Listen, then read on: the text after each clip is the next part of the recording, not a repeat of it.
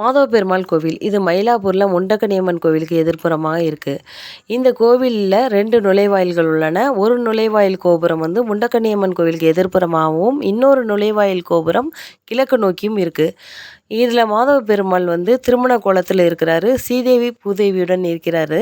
கிழக்கு நோக்கிய பார்க்குமாறு இருக்கிறாரு. அந்த கிழக்கு நோக்கிய நுழைவாயிலுக்கு வெளியே 4 கால் மண்டபம் ஒன்று இருக்குது. 4 கால் மண்டபத்துக்கு பக்கத்தில் ஒரு பெரிய தேரும் மண்டபத்தில் இந்த தேர் இருக்கிறது. இந்த கோவிலின் தலவிருட்சம் மகிழம்பு மரமாகும். இந்த கோவிலின் பின்புறம் சிறிதளவு பசுமையான மரங்கள் இருக்கின்றன. மாதவ பெருமாள் கல்யாண கோலத்தில் ஸ்ரீதேவி பூதேவியுடன் காட்சியளிப்பதால் கல்யாண மாதவர் என்று அழைக்கப்படுகிறார். திருமணம் ஆகாதவர்களுக்கு இங்கு வந்தால் திருமணம் ஆகும் அப்படிங்கிறது ஐதீகம். ஐதீகம் மட்டுமல்ல, உண்மையும் கூட. திருமணம் ஆகாதவர்களுக்கு மாதவ பெருமாள் கல்யாண கோலத்தில் காட்சியளிப்பதால் கண்டிப்பாக இங்கு வந்தால் திருமணம் ஆகாதவர்களுக்கு திருமணம் நடைபெறும். நதியின் எதிரே வலப்புறமாக ஒரு மண்டபம் இருக்குது. அந்த சின்ன மண்டபத்தில் வந்து ஏதாவது இசை நிகழ்ச்சிகள், கதாகலை சிவம், ஏதாவது நாட்டியம் நடக்கிறதுக்கு ஏதுவாக அந்த மண்டபம் அமைக்கப்பட்டிருக்கிறது. அந்த மண்டபத்தின் படிக்கட்டுகளில் அழகான யானை சிற்பம் பக்கவாட்டில் செதுக்கப்பட்டு அம்சமாக நிற்கிறது. அதனறிய சந்தான புஷ்கரணி உள்ளது. இந்த சந்தான புஷ்கரணி பிருகு முனிவரோட ஆசிரமத்தில் இருந்த புஷ்கரணி ஆகும்.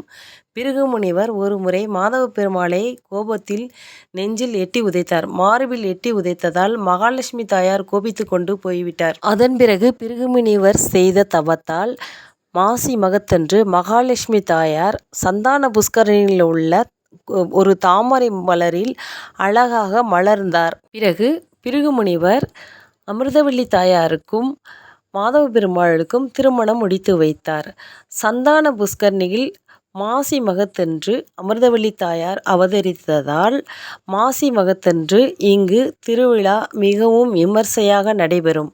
அன்று பல தீர்த்தங்கள் அங்கு புஷ்கரணியில் கலப்பதாக ஐதீகம். ஐதீகம் மட்டுமல்ல, அது உண்மையும் கூட.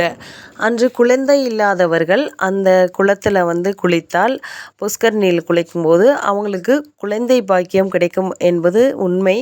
ஐதீகமும் கூட, உண்மையும் அதுவும்தான். அன்று வந்து புஷ்கரணியில் அமிர்தவல்லி தாயாரும் மாதவ பெருமாளும் அங்கு எழுந்தருள்வாங்க. அந்த காட்சியை காண கண்கோடி வேண்டும். இப்போவும் கூட இந்த கோயிலில் ஒரு மாலை நேரங்களில் வந்து பாட்டு கற்றுக்கிறவங்க பாட்டு கற்றுக்குவாங்க. நாங்கள் வந்து தரிசனம் செய்ய போனப்போ பாட்டு கற்றுக்கிட்டாங்க. அந்த இனிமையான இசையை மாலை நேரத்தில் நாங்கள் கேட்குறதுக்கு ரொம்பவும் ரம்யமாகவும் அமைதியாகவும் இருந்தது. தாயார் மாதவ பெருமாளுக்கு வலப்பக்கத்தில் புஷ்கரணியின் அருகில் சன்னதி கொண்டுள்ளார். மாதவ பெருமாளுக்கு எதிர்ப்புறமாக கருடாழ்வார் சன்னதியும் இருக்கிறது. இப்போ இந்த நுழைவாயிலில் பார்த்தோம்னா 2 பக்கமும் கோயில் இருக்குது, அம்மன் கோவில் இருக்குது. ஏன்னா மயிலாப்பூரில் வந்து பொதுவாகவே நிறைய கோயில் இருக்குது. இப்போ நம்ம அம்மன் கோயில்களை தரிசிக்கணும்னா முண்டக்கன்னியம்மன் கோவில் ஒரு கோபுரத்தின் வழியாகவும், அதுக்கப்புறம் வந்து மாதவ பெருமாள் எழுந்தருள கிழக்கு வாயிலின் வழியாக போனால் அங்கே வந்து கோலவிழி அம்மன் கோவிலையும் தரிசிக்கலாம். பொதுவாக நம்ம தெரிஞ்சுக்க வேண்டியது, பொதுவாக நம்ம வந்து ஆம்பளை பிள்ளைங்களை வந்து எட்டி உதைக்கக்கூடாது அப்படிம்போம். அதுக்கு காரணம் என்ன, அவங்களோட மார்பில் வந்து மகாலட்சுமி தாயார், மகாலட்சுமி குடியிருக்கும் அப்படிங்கிறது ஒரு ஐதீகம். அதனால தான் ஆண் குழந்தைகளை எட்டி உதைக்கக்கூடாது, கால் படக்கூடாது அப்படின்னு சொல்லுவோம். கோயிலின் கோபுரத்தில் வந்து சுதை சிற்பங்கள் மிகவும் அழகாகவும் அம்சமாகவும் கலைநயத்துடன் வண்ணங்கள் தீட்டப்பட்டு அழகாக இருக்குது. இதில் பார்த்திங்கன்னா முதலையோட சிற்பம் வந்து மாதவ பெருமாளோட கோபுரத்தின் மேலே பச்சை கலர் வண்ணம் தீட்டி மிகவும் பசுமையாகவும் அழகாகவும் இருக்கிறது. மூலவரோட இடது புறத்தில் ஆண்டாள் வந்து தனி சன்னதியில் இருக்காங்க. இந்த மாதவ பெருமாளோட விமானம் வந்து ஆனந்த நிலையில் உள்ள ஆனந்த விமானம் என்று அழைக்கப்படுகிறது. வலது பக்கத்தில் வந்து இவர் அமிர்தவல்லி தாயாரையும், இடது பக்கத்தில் வந்து ஆண்டாளையும் தனித்தனி சன்னதியில் வச்சுருக்காங்க. அதுக்கப்புறம் பார்த்திங்கன்னா ஆதிவராகர் சன்னதியும் பூவராக பெருமாள் சன்னதியும் இங்கே இருக்குது.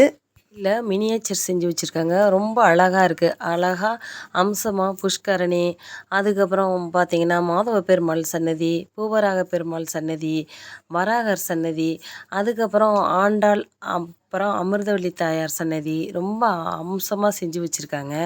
அதாவது வலதுபுறம் வந்து அமிர்தவள்ளி தாயாரும், மாதவ பெருமாளுக்கு இடதுபுறம் ஆண்டாளும் இருக்காங்க.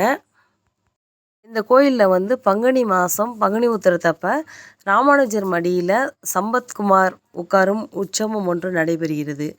இது எப்படி நடைபெறுதுன்னா, திருநாராயணபுரத்துக்கு ஒரு முறை ராமானுஜர் செல்லும்போது அங்கு உற்சவர் இல்லாதது கண்டு அவர் வருத்தப்பட்டார்.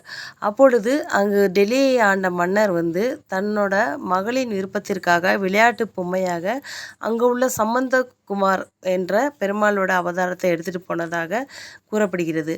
அப்பொழுது ராமானுஜருக்கு அந்த விஷயம் தெரிஞ்சு அவரோட மடிக்கு வருமாறு அவர் விரும்பினார்.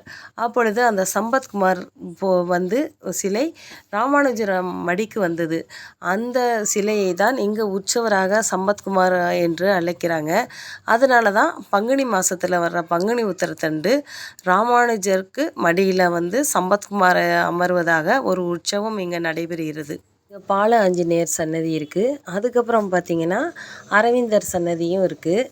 அதுக்கப்புறம் பார்த்திங்கன்னா பள்ளிக்கொண்ட பெருமாள் ஸ்ரீதேவி பூதேவியுடன் அழகாக அற்புதமாக காட்சியளிக்கிறார். இங்கே இந்த வீடியோ உங்களுக்கு பிடிச்சிருந்தா சப்ஸ்கிரைப் பண்ணுங்கள், ஆதரவு கொடுங்க. டைம் இல்லாததுனால வீடியோக்கள் போட முடியலை. இன்னும் பல வீடியோ வந்து ஆன்மீக வீடியோக்கள் வரும். அதுக்கப்புறம் பார்த்திங்கன்னா கோலவில்லியம்மன் கோவிலோட வீடியோவும் அடுத்து வரும். தேங்க்ஸ்.